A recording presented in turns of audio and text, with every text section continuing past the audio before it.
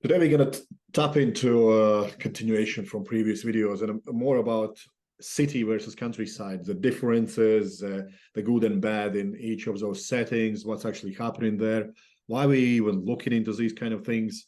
And this comes from kind of discussing different clients who might be exactly the same on a paper, and only difference is where they live, which tells us strategy might be completely different. I usually go with people and talk about my nutrition strategies that what I do is probably not suited for 99% of people, just because of the way how my day is set up. So let's dig into environmental factors. What are they in a city compared to countryside? And then just dissect what's where, how, what could be done better in some settings than other, and just see what's happening. So we both know in a city, more often than not, people are more stressed than in a countryside. We are more deprived of, so to speak, of entertainment and things that might even trigger our creativity and whatnot. But it depends from person to person.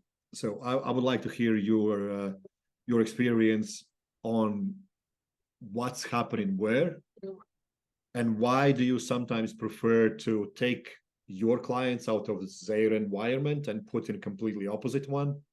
What is the purpose of that? Yeah, so let's just start with kind of highlighting what you just said about the differences, right? So yeah, in the city, yeah, you're not going to have access to, a 5-minute drive or a 5-minute door dash to arrive right at your house with your food. There are conveniences, right, of living in a city. Now, the conveniences, depending on the city, can be wildly outstripped by living right next to a power line, or living right next to a hospital, or living right next to a cell phone tower. Any of these things, right? Or a communications equipment hub, like a server station. And that's the thing is, if you could live and dictate the surrounding around your living in a city, that would be the ideal scenario. But the problem is you don't really have control of what other people are doing. That's the biggest detriment when it comes to living in a city. It's not that by default all cities are bad. It's by default you don't have control of who shows up to be your front door neighbor, next door neighbor, or the lot right next to you. You don't have control of what they're putting on their buildings. You don't have control of the wireless communication devices that they're using 24/7, right?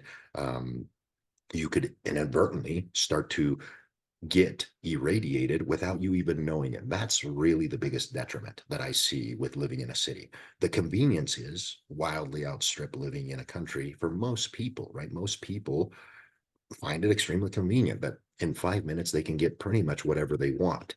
I'm not arguing that point. I'm just saying for some cases, you might want to take a step back from that convenience if it's affecting your health, right? And sometimes you can't even see that in your blood work because you're being proactive. You're taking some supplements that counteract some of the effects. You're taking some medications that might counteract some of those effects. And the things that I'm talking about is insulin resistance without you even really knowing why.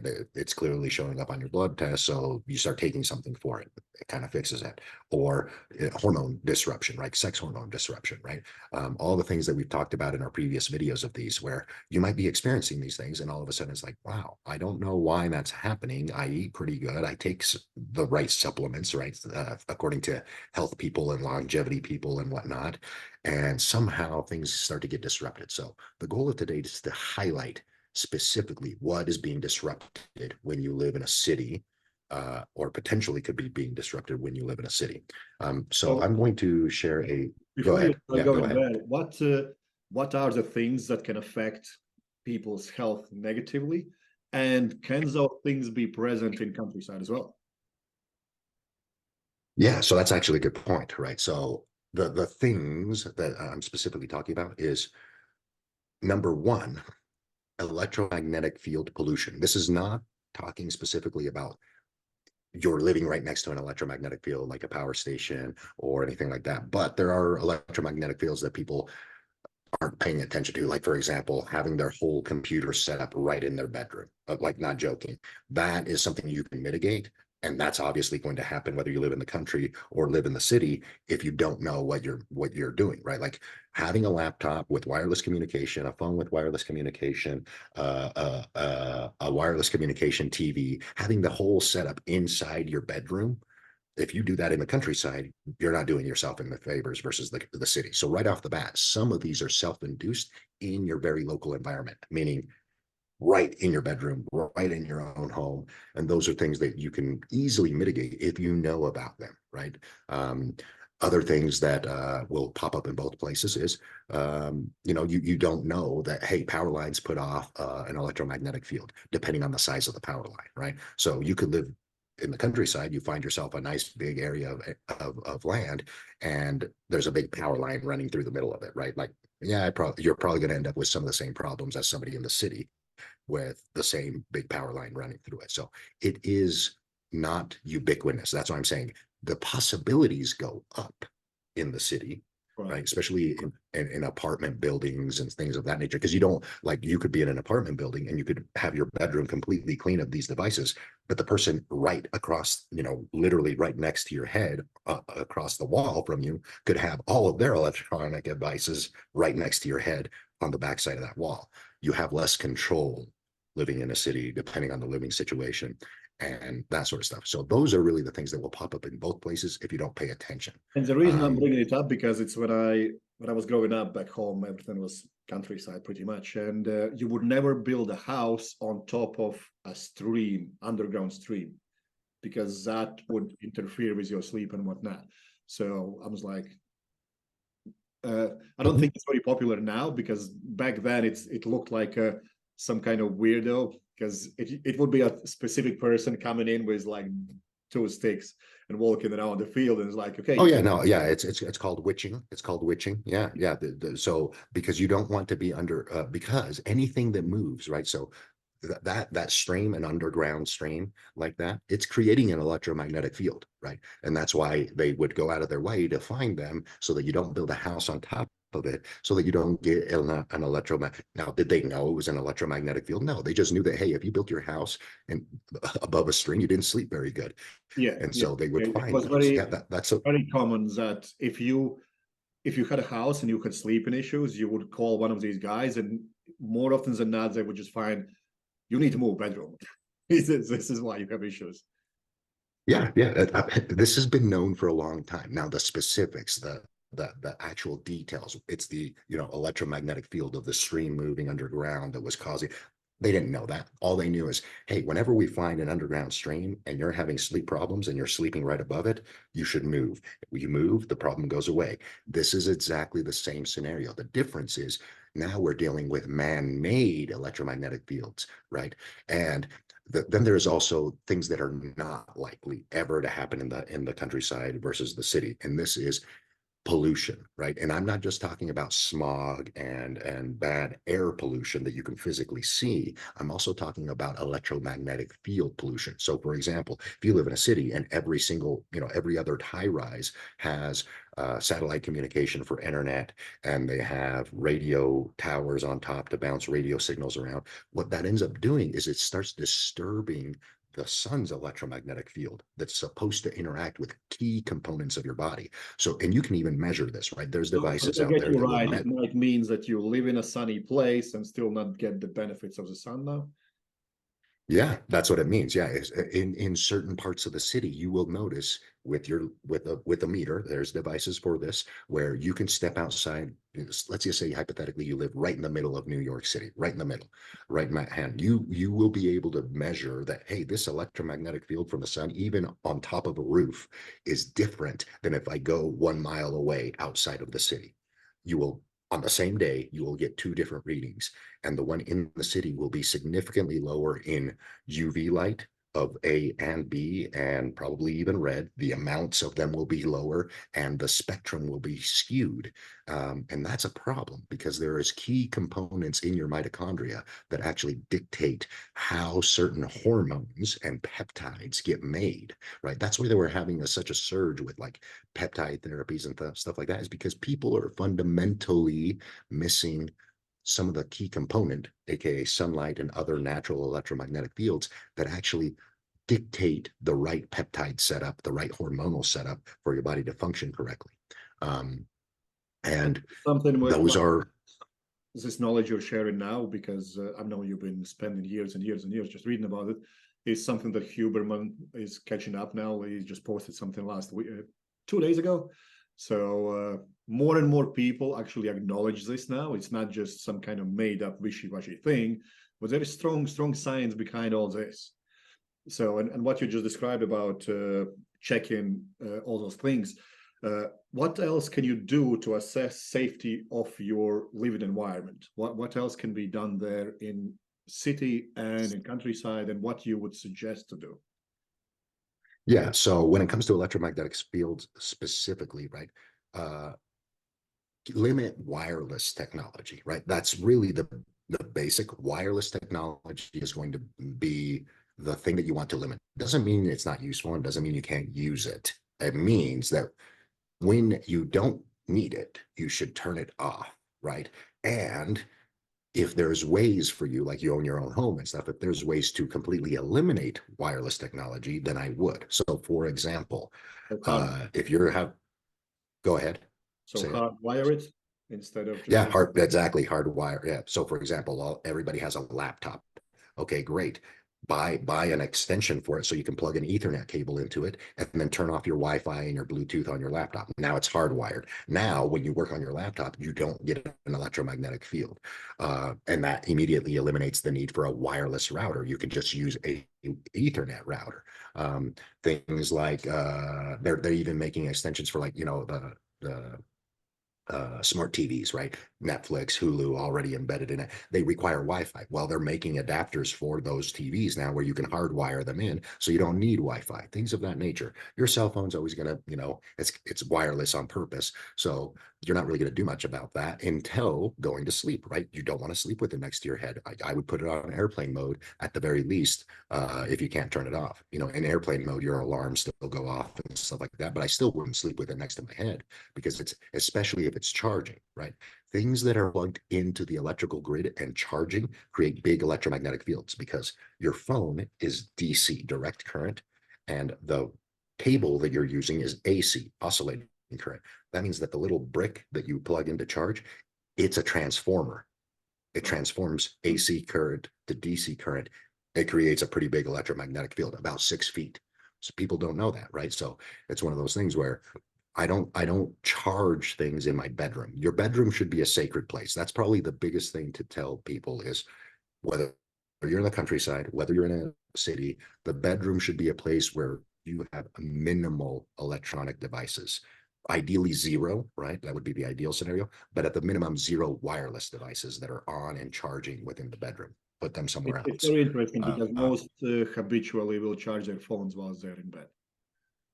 Right next to their head. Hmm.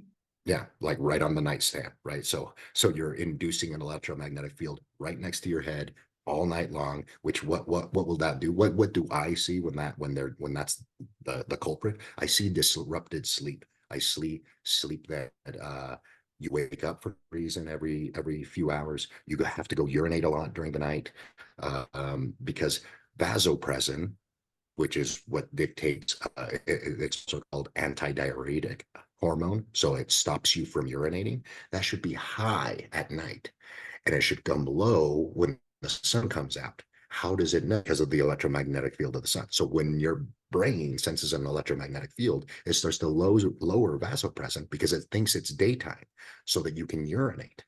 And when the electromagnetic field of the sun goes away, the only electromagnetic field that should be left at night is the electromagnetic field of the planet. And that's much weaker. And that raises vasopressin and keeps you from urinating all night long because you should be asleep and paralyzed. So it raises vasopressin to stop you from urinating while you're asleep. But if you have an electromagnetic field right next to your head, your body's going to think that it's daytime. So you get poor sleep cycles and you get a lot of urination. It's very interesting because when I started to do what we are doing now, because we've been recording this over a year, I just now recall that I don't go to toilet at night anymore. Whereas I used to wake up at least once a night and go, and now I just don't sleep all through. I don't sleep much to begin with, but anyway, now Yeah, but I the point pass being out is like a really good deep sleep and a really good REM sleep in a very short period of time. yeah, and that's going to be the individual, right? Like that's more a little, some people can get away with, 5 hours of sleep or so, 6 hours of sleep or so, because they're very efficient with their sleep. This is actually a video that we did a long time ago about sleep efficiency and things of that nature, and how we can tell that. If you're really good at sleep efficiency, yeah, your window can be shortened because, like people say, people say, oh, it's all sleep, right? You It's not broke about up a the little bit. What did you hours. say? You broke up a little bit. Oh, it's people. A lot of people comment that sleep is crucial, right? That sleep is crucial for everything, and that you got to get good quality sleep. But people don't tell you how to get good quality sleep. So most people just default to the time, right? Oh, I'm getting 7 hours of sleep, so I should be good. I'm like, well, if it's poor quality sleep, it's not good, right? If you're waking up every 2 to 3 hours to go to the bathroom, the whole cycle starts all over. Even if you're in bed for 8 hours, right? That's not good sleep. Whereas maybe you just sleep like a rock for 5 hours and go through your REM cycles really quickly, that's better quality sleep, even though you slept for a shorter period of time, right? So those are just some things that can be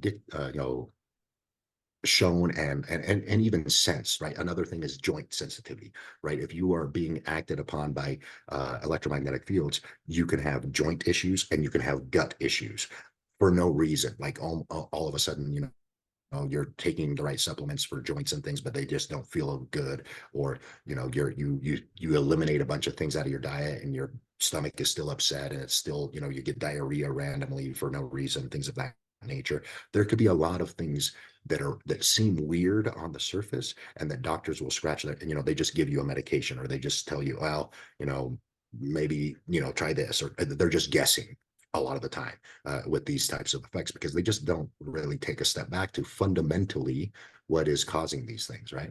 So if you don't mind, I'll share a screen on just some of the things. Again, this is a snippet of some of the things of how electromagnetic fields, specifically the visual spectrum, but there are more spectrums and we'll talk about those. So here we go. So right off the bat, we see here that this is the visible spectrum, right? This is the visible spectrum of light, and it starts at UV and ends at IR. You physically can't see these, right? You can't see them, but everything in here you can see, and that's the colors of the rainbow, right? Now, if you look over here, long wavelength UVA light, that right there is directly tied to some of the processes in here, specifically mTOR. mTOR gets turned on at 380 nanometers, right? So 308 or 380, sorry. And then over here, right, if you look at these, there's UVB, that's 380 to 315. That's vitamin D, that's sulfating cholesterol, that's making your sex hormones. And then we have really short UVC. Now, this does not come from the sun. The sun physically can't penetrate UVC. This comes from melanin, okay? Because melanin acts as a semiconductor. And the best way to describe a semiconductor is like this. Oh, right here, right here. This is melanin. When certain UV light hits melanin, it transforms it, it steps it down, just like the brick that you're charging your phone with. It acts like a transformer or a semiconductor, and it steps it down. So 380 nanometer light, UVA, or even lower, UVB, can be turned into UVC down at the 220. Why is that important? Because of this Talk right a little here. bit about melanin again, because somebody will be watching our videos just first time and probably not be Yeah. up to speed as well. Yeah, melanin is the tanning, it's the pigment that gives your skin color. It doesn't have to be dark. You have melanin, I have melanin. My melanin color is darker than yours, but we both have melanin. The only people that do not have melanin is albinos, and there's a intermediate, which is called lucid, I think, something like that. And those people have pigment in their eye, but not in their skin. But albinos don't have pigment anywhere other than in their brain. And so basically it's the pigment that gives your skin color. And there's different colors of it. But the main point that I want to say is right here. Leptin absorbs 220 nanometer light. What did I just tell you about melanin? Melanin steps down visible light, UVB, UVA, into UVC, which is at the 220 range. Other things like that. Here we have tryptophan, tyrosine, phenylalanine, and histidine. And if you look right down over here, you can see 280, 380, and there's the 220. So these proteins are coded for these wavelengths of light, right? So that's UVB right here. This is UVB in the 280 to 300, and there's UVC at 220. So melanin helps code those. Why are those important? Because of this thing right here.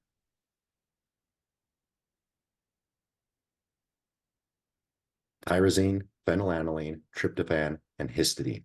What do they make at the end products? Your thyroid hormones, your melanin, your dopamine, your adrenaline, your noradrenaline.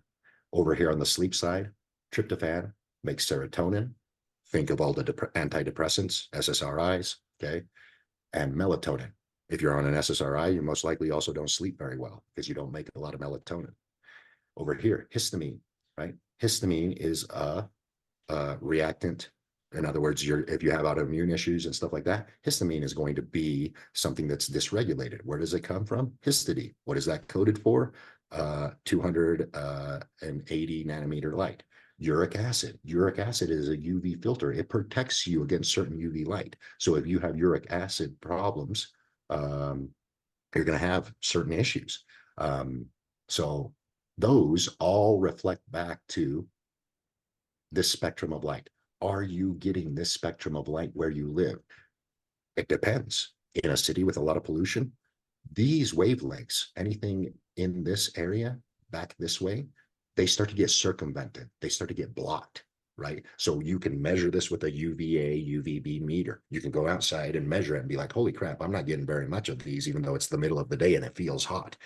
And the reason why it feels hot is because all the IR light is getting through because it's stronger wavelengths, but all these shorter wavelength lights are not getting through, okay? Yeah, and That this will is start. something like we specifically do if we go and meet people one-to-one. But this is also highlighting why we sometimes see people who are living in California, for example, and they are really struggling to improve their health until we send them, say, to Mexico, something like that. Yeah, yeah, because, and again, we're sending them somewhere where they're going to quickly see results within a week or two. Within a week or two, they'll start to experience some level of positive results. And the reason is Mexico is not very populated, especially if you go to somewhere not populated. We intentionally choose places that aren't populated very much. And the sunlight is way stronger. So you're basically doing the opposite of where they come from, right? Where they come from, the sunlight isn't as strong because it's being blocked. Certain wavelengths of it are being blocked. So then you go lower latitude. Now the wavelengths that were being blocked are much, much stronger and they're not being blocked. So now the same amount of time, 1 hour of sunlight outside, creates a completely different outcome than where they came from because the amount of light that you're getting is exponentially more. And here is just another way to visualize, right, some of these things, right? So here is 900 to 1100 nanometer light. That's going to be heat and light gated ion channels. That's literally going to dictate what they do. We have red light, which is 600 to 850. This is popular in red light therapy devices. What are they targeting? They're targeting the mitochondria specifically for ATP, vasodilation, and correctly making the right amount of ROS. We have blue light, right? Blue light from the sun is the right amount of blue light coupled with the right amount of red and this. That is going to dictate certain cytochromes and blue light receptors and transducing cellular signals. These signals under artificial light get amplified, and these signals, because they're missing, get turned down, right? So I know that was a lot of scribbles, but these get turned down when you're indoors. So they go down, and these blue and green go up because most artificial light is blue and green in nature. So what is being turned up? Signaling pathways and transduction cellular signals. What does that mean? Most of the hormones that get disrupted when you're chronically under blue light are going to be metabolic in nature. Metabolic in nature, meaning the signals that your body is receiving is telling it to turn up and turn down certain things. And that's what this is dictating. This blue and this green light are changing how your body responds to everything. Insulin sensitivity will go down. Thyroid production will go down. Hormone production, sex hormone production will eventually go down. The reason is because cellular signals are being hijacked because there's too much blue, too much green, not enough red in your environment. So again, going outside exponentially changes that by a long Going ways. outside in specific time even more beneficial? Yeah, so morning and evening, right? We've talked a little bit about this. Morning and evening is predominantly these right here. So it's going to make up for being indoors, because what is indoors? Indoors is mainly these. So you can exponentially increase how much of this you're getting by 3 hours every single morning. The first 3 hours of the day are mainly infrared and red and infrared with a tiny bit of blue and a tiny bit of green. Same thing As with you the are last 3 hours. and the light is polluted, which you can check. That's correct. That's correct. So that's what I'm saying. Like the baseline easy step is just get outside, start doing that. If things get a little bit better but never resolve themselves, that's when we start getting into the weird stuff that most people will say, which is, hey, let's start checking your light environment. Let's start measuring it with some devices. Let's start measuring for electromagnetic fields, because electromagnetic fields by themselves can change calcium signaling, right? Which is supposed to be being changed by this. But if there's an electromagnetic field being induced, now what it's doing is, instead of changing what this little guy is doing, it's changing the calcium itself, the calcium flow, right? So now you're discussed off camera quite that every time if I train and go outside for a walk straight after training, which I usually go with t-shirt and shorts and whatnot, and expose my body to light, I'll not have anywhere near as much soreness anywhere, especially in my joints, as opposed to if I don't do that and just go straight home or something like that, which we see absolutely a lot with our clients as well, that they do suffer a lot with joint pain. And more often than not, when we dissect their daily lifestyle, there is a lack of just being outside, because more often than not, we have so busy, such busy work schedule that people struggle to find time just going outside. I work with so many people who just physically can't squeeze it in, and there need to be literally interventions and figuring out things that can be done outside, just so they are outside a couple hours a week, never mind 3 hours every day. yeah I get it, and that's fundamentally what I also see: city living versus countryside living. Because in the countryside, because convenience isn't so readily available, hey, I got to wait 30 minutes if I want to get delivery, or I got to drive 30 minutes to go anywhere to get anything convenient. So you start thinking slightly differently. You start structuring your life differently, and the pace of life slows down. That is another potential positive for country, just not necessarily living right in the city, because it's easy to go from one thing to another thing to another thing. And basically it looks like this: transportation, building, transportation, building, transportation, building, instead of, hey, I'm going to go for a walk and go to the next place. Now, people can do that, but in the city, it might be in the city, it might be disrupted enough that even that doesn't do you any good. Now, here's another thing that I wanted to point out, because then there's going to be people like, well, this study says that you don't really have to do that or anything like that, or this study on mice and whatnot. Here's fundamentally something wrong with those. Here's a rodent, a mouse. It's nocturnal.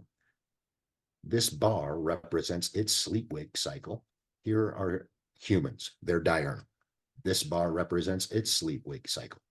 See how they're exactly the opposite? That means when people tell you, hey, whatever the doctor tells you, do the opposite, they're probably right. Why? Because of this. Most of the drugs, most of the studies that are being done on mice. Mice have the opposite circadian rhythm, literally. So when you come out with a drug, or when they come out with a drug, and it's supposed to do this, but there is these other side effects, do the opposite of what that drug is doing. Most likely because it was developed under false assumptions that they make the same outcome. Now, not always, but very highly likely. And when people start trying to sell you supplements and they're quoting studies, do not believe them. Assume that it's a 50-50 chance that it's exactly 180 degrees the opposite direction, just because of this fact. I just needed to point that out. Now, more in line with what's going on in here, right? Your circadian rhythm doesn't just dictate sleep. It's also the master clock for all of these other functions right here. Macrophages, mast cells, interleukin-1, which is inflammation, TNF alpha, which is another autoimmune coding mechanism, B cells and T cells, again, immunity, okay? And also, here it is, cortisol and HPA axis. What is that? That's going to be your hormones. Sex hormones and cortisol are all dictated, and then sleep is dictated in the middle of the night by GH production, prolactin production, and melatonin production. All of those are governed by this sleep-wake mechanism, because your body optimizes certain sets of hormones and production processes at certain times of the day. So that is crucial to understand whenever you're looking at the study. I tend to not really look at studies looking into modern diseases or modern physiology. I just tend to ignore them. The reason why is because they're all coming to the backwards conclusion. The only studies I look at are fundamental studies. What do monocytes actually do? What do B cells actually do, and how are they coded? What does cortisol actually do, and what is it? You look into these studies looking at very specific outcomes of these things and what they're doing when they're being released. Those are way more important to understand than a study that's telling you, if you eat this way, we saw this result. And the reason why I'm saying that specific example is because when you take a study of humans and you tell them to eat a certain way and you get a specific result, do you think they're controlling for the light environment and the electromagnetic field that they're inside that study? More often they're not even controlling what they eat, because they kind of just depend on their honesty. Yeah, I mean, there's that obvious problem, right? But then there's also the problem where, oh no, this study was done correctly. They controlled things and everything, but they didn't control the main thing that's going to dictate metabolism. They didn't control the light environment, because the light environment is coding the mitochondria. Why is that important in relationship to food and exercise? Because the mitochondria, as everybody kind of knows, is the powerhouse of the cell, right? Like, let's just go up. Right? It is the powerhouse of the cell. It is the one that's dictating ATP production. And it's the one that's taking your food, right here, through fatty acid oxidation and through glycolysis, right down here, and putting that into here. All of your food is coming into the mitochondria.